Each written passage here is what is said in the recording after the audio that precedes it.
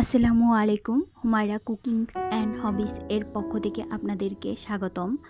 বাসার ঘরোয়া উপাদান দিয়ে আমি আপনাদেরকে আজকে গরুর মাংসের রেসিপি করে দেখাবো। চলুন।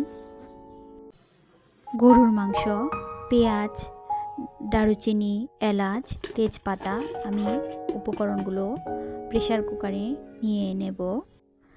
আদা রসুন পেস্ট আমি এখানে ব্লেন্ডারে পেস্ট করেছি, এতে পানি ব্যবহার করেছি। লবণ স্বাদ মতো, হলুদ গুঁড়ো স্বাদ মতো, মরিচ গুঁড়ো স্বাদ মতো, ধনে গুঁড়ো, জিরা এখানে আমি জিরা পেস্ট করে নিয়েছি, আপনারা চাইলে গুঁড়া ব্যবহার করতে পারেন। তেল, যে কোনো রান্নার তেল, আমি এখানে সরিষার তেল ব্যবহার করছি। এরপর উপকরণগুলো ভালোভাবে মিশিয়ে নেব।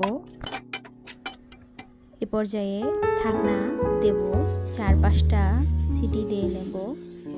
এরপর ঢাকনা খুলে আমি মাংস কষতে থাকবো যতক্ষণ না পর্যন্ত উপরে তেল বেরিয়ে না আসে, ততক্ষণ পর্যন্ত আমি কষতে থাকবো।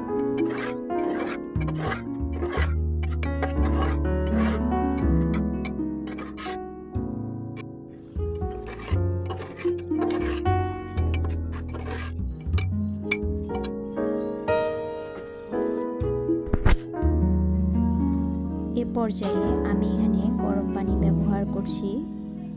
গরম পানি দেব, দিয়ে ভালোভাবে নাড়িয়ে নেব।